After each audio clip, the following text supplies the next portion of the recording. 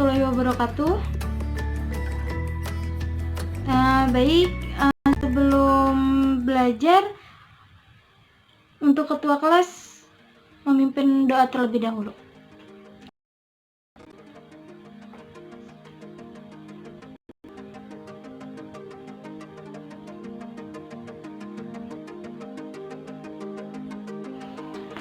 Selamat pagi semuanya.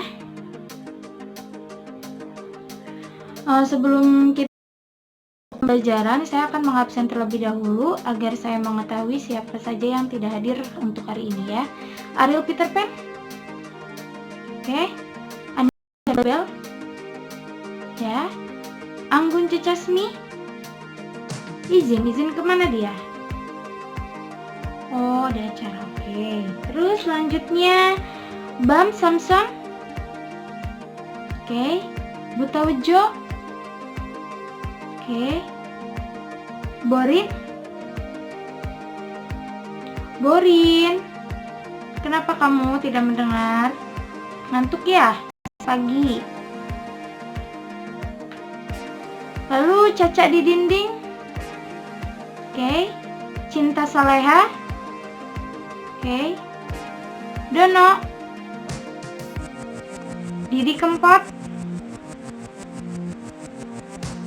Daswiti. Baik, kemana Daswiti? Sakit. Kita doakan semoga Daswiti lekas sembuh ya, biar bisa belajar bersama lagi bareng kita. Ya, lalu yang terakhir Jainuddin. Oke.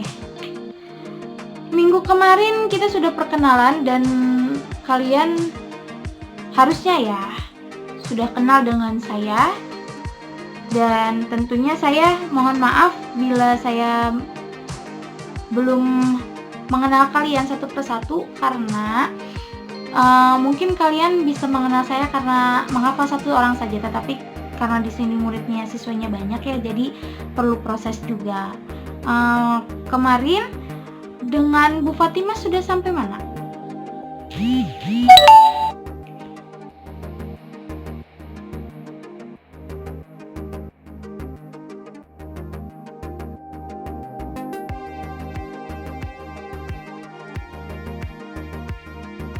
Dari kemarin ya, minggu kemarin, pertemuan kemarin, bahwasannya saya menggantikan Bu Fatimah yang sekarang sedang cuti, sedang hamil,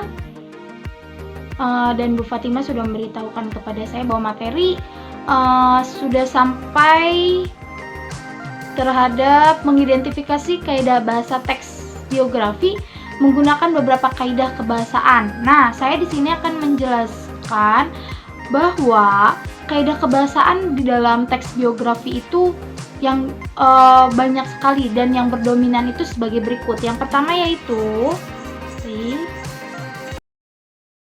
banyaknya menggunakan kata kerja tindakan untuk menjelaskan peristiwa-peristiwa atau perbuatan fisik yang dilakukan oleh tokoh. Contohnya apa?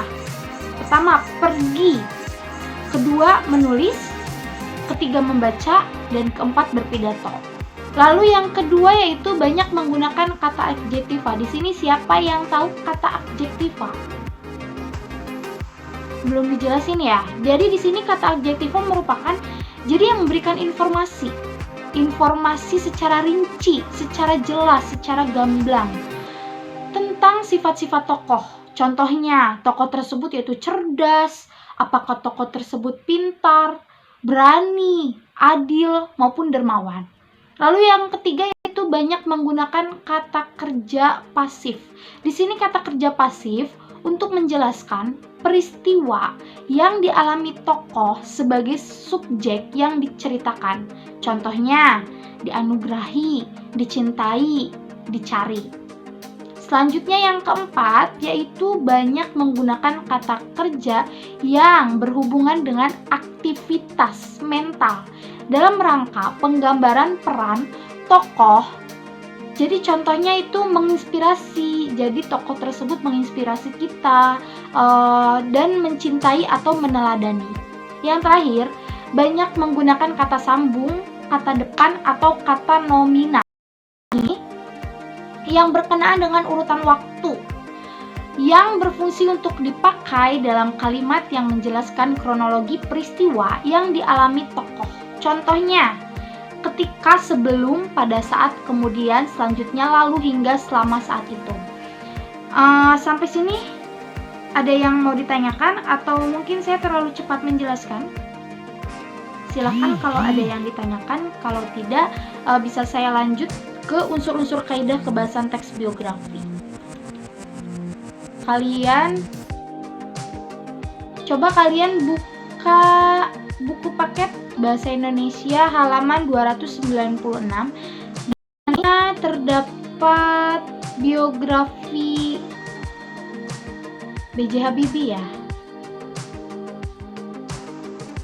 Sebelum saya beri tugas, saya akan menjelaskan terlebih dahulu unsur-unsur kaidah kebahasan teks biografi, oke?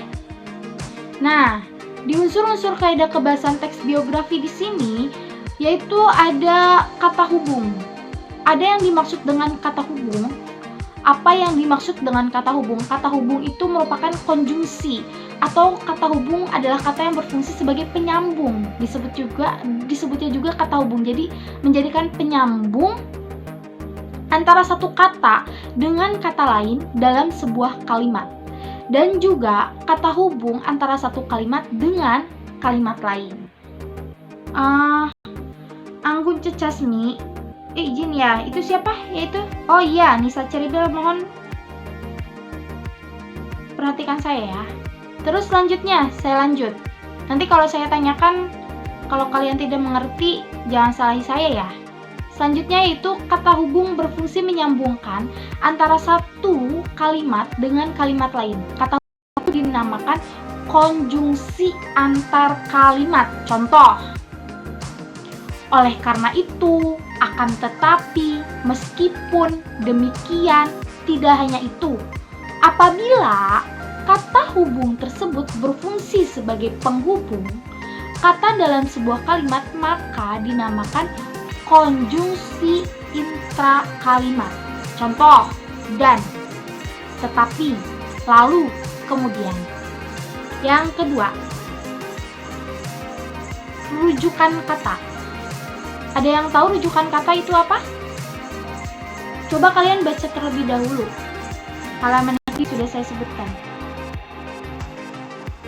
Di buku ini rujukan kata yaitu merupakan kata yang merujuk pada kata lain yang sudah diungkapkan sebelumnya. Kata rujukan dikategorikan menjadi beberapa bagian, antara lain sebagai berikut. Kata rujuk benda atau hal, contoh ini, itu, tersebut.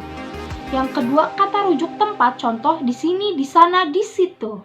Yang ketiga, kata rujuk orang, contohnya dia, mereka, nya.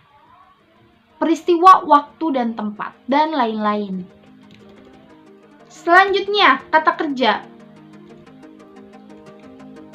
Kata kerja atau disebut juga verba adalah suatu kelompok kata yang menjelaskan suatu hal yang dilakukan oleh tokoh.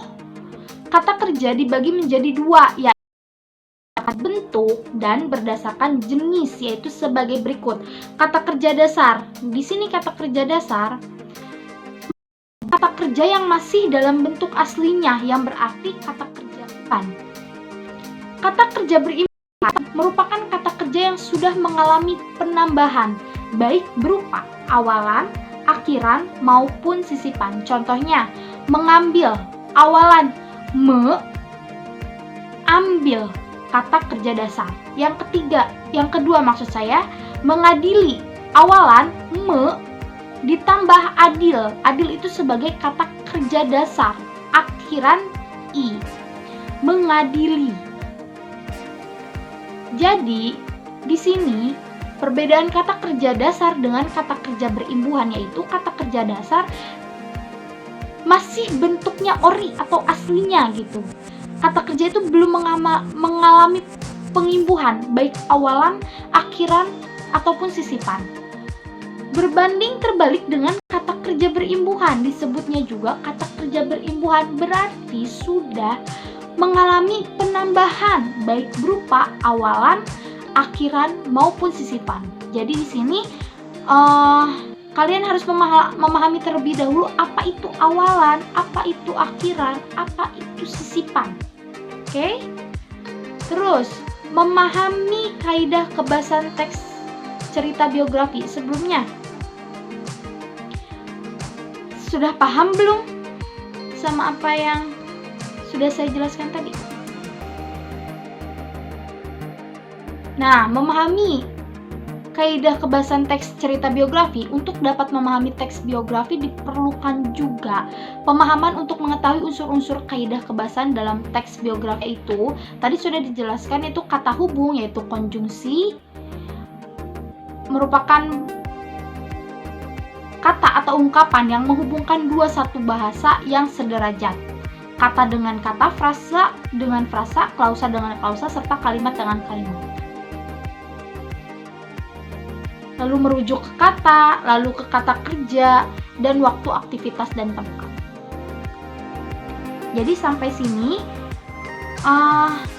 saya akan memberikan tugas kepada kalian untuk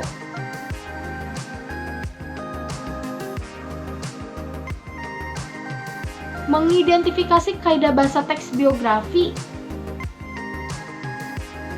yang ada di, nanti dulu saya cari ya tugasnya.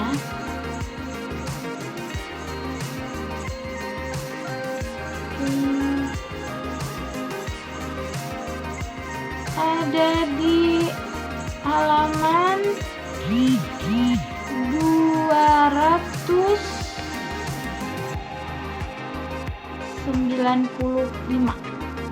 Nah, di sini kalian akan ada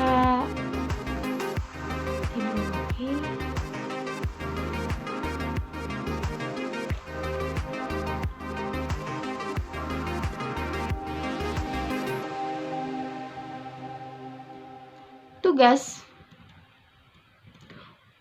untuk menganalisis kaidah bahasan teks biografi Dr. Eng Khairul Anwar. Jadi tugas ini menjadi tugas rumah yang sifatnya perorangan.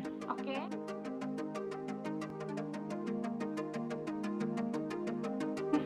Sebelum saya tutup pembelajaran.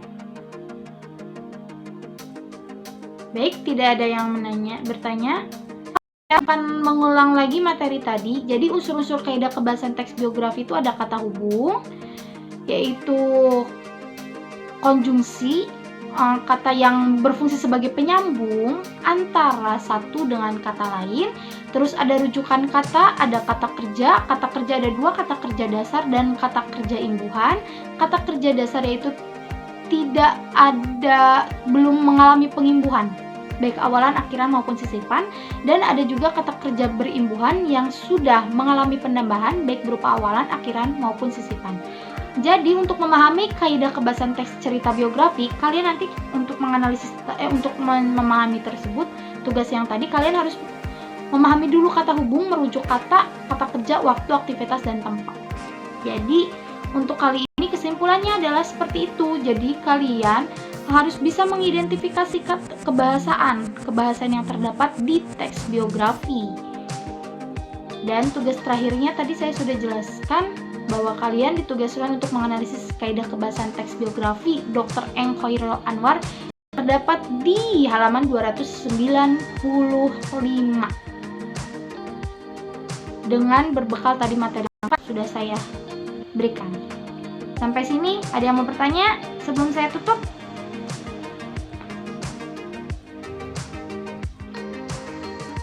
Sepertinya sudah cukup jelas ya. Semoga kali ini yang masih belum bisa sekolah seperti Deswiti sakit, semoga cepat sembuh. Dan saya mohon kepada kalian untuk mengerjakan tugas yang sudah saya berikan. Dan semoga kalian menjadi orang-orang yang sukses, menjadi orang-orang yang bisa mempertanggungjawabkan apa tugas yang sudah saya berikan. Saya tunggu untuk minggu ke depan dan kumpulkan ya. Baik, terima kasih. Sebelumnya berdoa terlebih dahulu sebelum pulang. Sebelum istirahat maksud saya. Baik, Assalamualaikum warahmatullahi wabarakatuh.